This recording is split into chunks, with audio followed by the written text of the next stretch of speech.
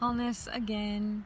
May this message find you well and whole. My name is Rashida Sofertree, and today's topic is about minimalism. The more you feel at home with yourself, the less you need to own. And, I'm noticing this right now. I'm in the middle of unpacking my belongings and reorganizing things. It's very stressful. I get stressed out very easily when I have to organize multiple different areas of my life that are taking an exceptionally large amount of energy to maintain. And so I noticed one thing about paper. If you guys have any idea on how to organize paper documents, I know, digitize it, but I have this deep fear that I can digitize all of my paper documents and then I lose the, like the external hard drive, or somehow something gets wiped off completely clean and I don't have my digital copies anymore. Anyway, it's something that I've noticed throughout my life is that I feel I've never really been one to decorate. I just don't, it's not my vibe. I've always wished that I could be good at decorating my spaces, and I'll say my mother's really talented. I mean, I remember she decorated her own first wedding, her first marriage. She sewed my sister and I's bridesmaid our little, dresses. She's made our hijab. She sewed clothes. She very talented, very creative, and she can throw events together and decorate. Like, she's decorating my uncle's wedding for this week, and it's just, she's awesome. She's really, really talented in that area. But me, like, she can make a home look like a home and smell like a home, and her cooking isn't great. I will always talk about her cooking, and I'll always be honest about her cooking. She knows this. She knows I always make fun of her cooking. The whole family does, really. But it's just part of her. Like, we just, it's a running joke. But she's just really good at decorating a home and making it feel homey. Me, not so much. I don't decorate my home to make other people feel comfortable.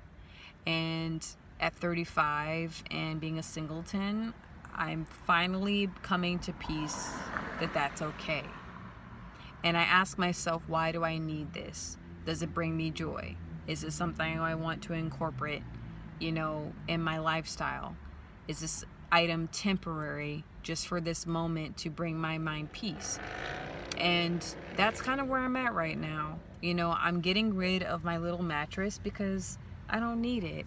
And my apartment is much smaller than the one I had previously, so it's almost like Source is saying, hey, get your stuff in order and be intentional about what you have. And like I've mentioned before in my other minimalism videos, like, I've always felt like I've lived like out of my backpack anyway, or I've always had my things half packed, always in plastic containers, in little bags, duffel bags. Yeah, I've always felt like I was on the move, living in multiple states, being to 11 or 13, I can't remember, many different schools growing up.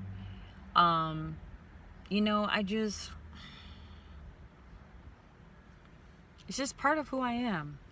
And, I don't feel bad about that anymore. I think I used to, but not anymore.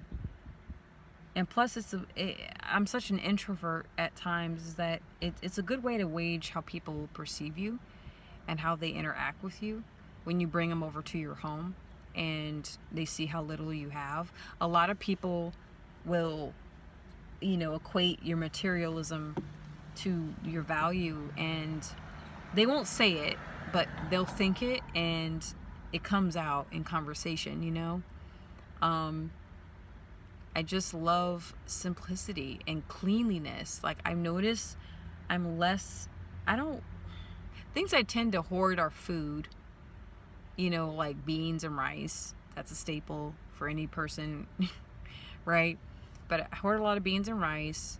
And I'll have like extra soaps and toothbrushes and, things that are useful, things that are needed, things that need to be changed out. I'll like stock up on, or cleaning supplies. But I don't like having stuff. I just feel less grounded, and I feel more chaotic the more that I have. And I've been on the rocks because I thought, okay, maybe I should own 2 vehicles, because being a singleton, you have any car issues, it's all about who you know and how fast that they can help you. And I'm very self-reliant, but I thought about even this vehicle that I'm sitting in right now. She's been great. We've traveled far. I've been able to move around and sleep in it, and when I needed to, and turn it into a camper van when I needed to. And it's just been very practical for me. Is it fancy? Does it look nice and sleek? Absolutely not. Luckily, she doesn't have any major rust spots, but she's old. And I'm like, well, should I get something a bit better, that doesn't have close to 300,000 miles on it? She's a Honda, by the way, so they're built to last for quite some time if you take care of them. But it's just, and I think it's part of my active spiritual practice. I take my spiritual practice very seriously. It is a lifestyle for me. It is not something I just tune into every Sunday, like get all crazy and freaky on Saturday, and then by Sunday I'm a saint. I don't think so. This is an active practice. Minimalism is an active part of my spiritual practice. And if anything, I would pick cleanliness over decorum and decoration, and needing to look cute and be all matchy and having the best, highest quality wooden tables and stuff like that. And I often I'm starting to think of when I hit retirement age, if I'm blessed with that many years of life, what does that look like for me? Am I living in a foreign country, out of some little place in Southeast Asia, living the dream off of my retirement money, living cheaply and affordably? Or am I stationary here in the US? Am I going to get a plot of land where I'm going to have to manage it? I'm so grateful that I took the time to travel and work on farms and homesteads, because it's given me a very unique perspective of just how much effort and how much work goes into owning property. Listen, if you have the means, even people who have the financial means to own property, meaning you have a little patch of land and you own a beautiful home, you have to maintain it. That comes out of your pocket. You have to hire people who know plumbing, hire people who know roofing, hire people who know how to do this and do that, or it's all on you and you have to find the time to fix all the things that are broken.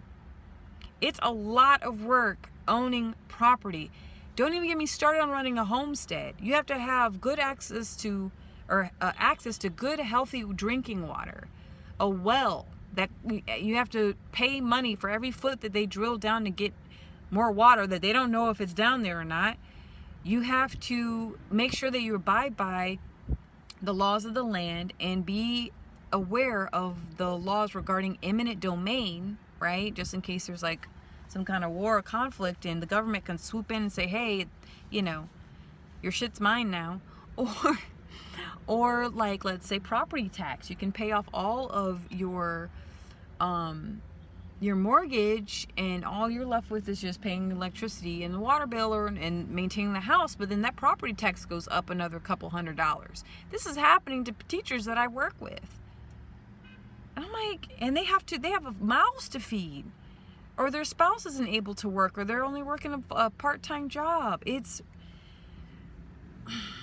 So it's if you're not making a 6-figure income and you don't have the resources to hire people to do a lot of the manual labor to maintain your property, it doesn't seem very realistic to me. That being said, throwing, let's say, on average, $15,000 to $18,000 away and putting it into somebody's pocket that you'll never see again, and it doesn't go anywhere, where you can invest that into yourself. But no, I'm like, you're paying over $1,000 to live in an okay apartment. Like, bye, $12,000. Bye. See you later. You know, where I could put in a rig, I can put into a plot of land somewhere. It's all about how you make life work for you, and how you can connect with life in a way where you're getting your needs met and you're living the life that you desire to live. So I think about these things, and right now being stationary and being under contract is beneficial for me because I can set things up, gives me the time to set things up, get certified, get credited, get licensed and all that, which I do have. I'm working on it. It's a long process, but those things are very important because I think it's going to really play into the next few years. And then there's the political aspect that the older that I get, I see how the politics connects to my standard of living. Like, I didn't care when I was younger. I didn't care when I was in my 20s. I wasn't programmed to. And, it's interesting when you grow up in a home where that's a topic of discussion, where your parents are privy to what's happening and how it affects the household and where the money's being invested into and how not to get in debt and how to do this and how to manage your pocketbook at a very young age. Many people, Americans, are not programmed to think this way. Only people who make a certain amount of income have that knowledge because they have access to it. Like, somebody in med school is going to talk to a financial advisor about how to pay back all those loans that they took out to pay off their medical school, or someone that's an engineer, right? Or someone that is in business and they do very well in business. They're going to have resources compared to somebody who's doing public service, on the low end, right? So I'm very realistic, but I'm also a big believer in make it work for you legally. Make it work for you. And so, yeah, being stationary right now, because if I had it my way, would I be living out of a school bus? Would I be living out of, one of those big, van looking things? I don't know, van life. I don't know what you call it. But it's like I could save thousands, tens of thousands of dollars within the next decade living like that, compared to renting, right? So it's something I'm thinking about. I've always wanted to try it. I didn't like it, sleeping in my camper van that I had to do because of I was in between leases or I was traveling and living on someone's property, when I was helping them homestead and all that other stuff. So it's been interesting, but I'm very happy and grateful for all the experiences. But my point of this video is that it's part of your spiritual connection to life itself, to you. When you feel at home with you don't need stuff. You don't need the new outfit. You don't need the new this and the new that. And you invest in what is practical, but you invest in what will enrich your life, not to fill a void that can never be filled. It's like you want to fit in, and I've never been one to fit in. I wore the hijab for 10 years of my childhood and early adolescence, so I never fit in anywhere. I never felt like I could fit in anywhere. And that's okay. I'm at peace with that, That's fine. I've always been one to kind of go against the grain a little bit once you get to know me, But feeling at home brings me joy, and feeling at home with myself and knowing that I'm good, knowing that bills are paid, knowing that I have food to eat, knowing I have a working vehicle, knowing that I have a stable income, working on a second income, because I'm one about having multiple sources of income. In this day and age, you're silly not to. I know doctors, physicians are really protected in that way, or unions, you're protected in a certain extent, but it's just really good to have different avenues of where money can come from, because you never know.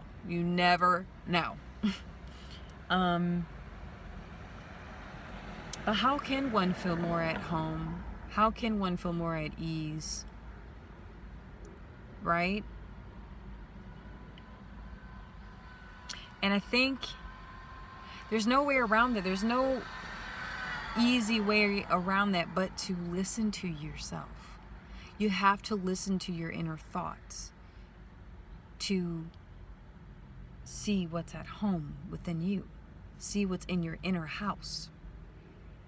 What kind of ghosts and goblins or neglected skeletons are in your closet that you need to pull out, or forgotten dreams, forgotten ideas, hurts, wounds. You have to create that space to pull that stuff out so you can see. That takes a lot of listening. And I'm a huge advocate for silent meditations, or silent fasts, meaning I disconnect. I disconnect from the illusion, the world of illusion, the physical world, and I tune into my spiritual world through silence, quiet. I shut the F up. I turn off my phone. I disconnect the Wi-Fi, and I just sit. Cleanliness is a big one. It's a real big one for me. I've struggled with clutter for the past year. That truly was never really an issue until the past few years, right? Which I was sharing space with another person, and I don't push blame on them. Ultimately, it says something about what's going on in here. And so when my sanctuary that's in here is clean, that resonates with my home. If I'm not unclean here, or I'm carrying a lot of garbage, it's going to reflect in my space. So that's the message. May this message find you well and whole. Please let me know what you think. Leave a comment down below if you wish.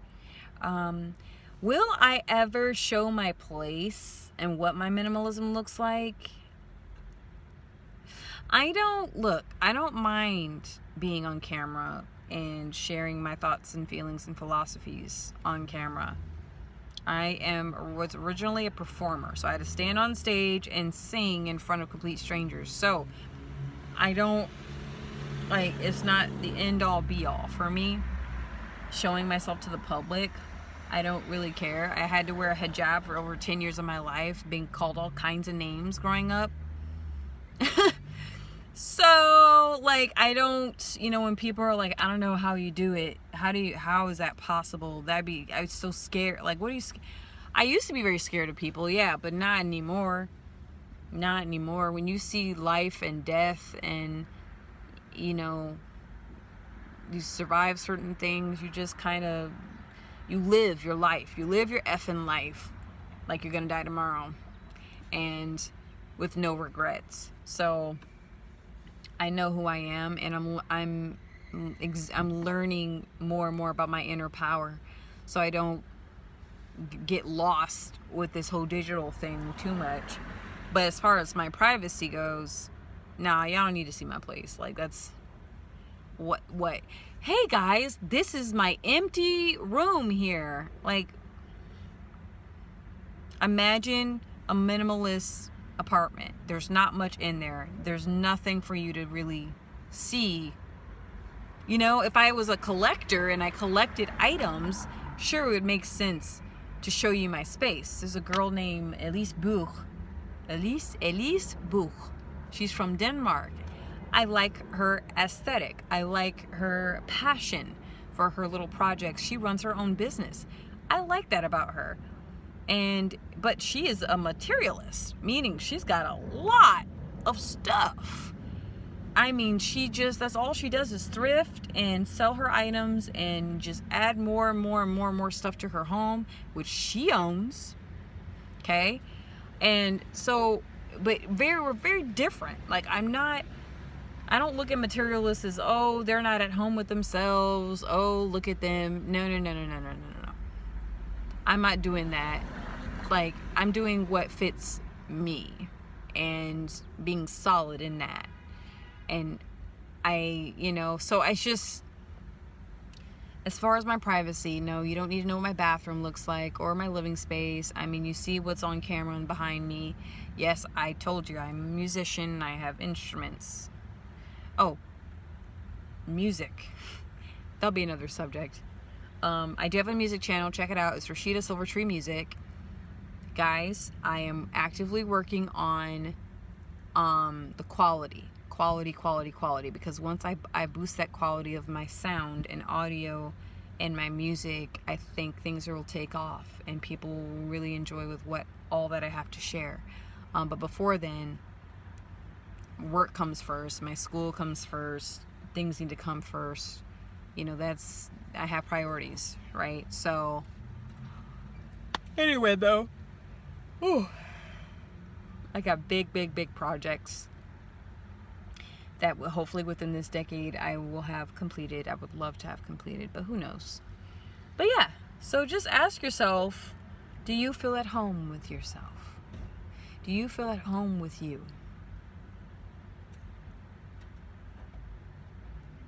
Have a good day.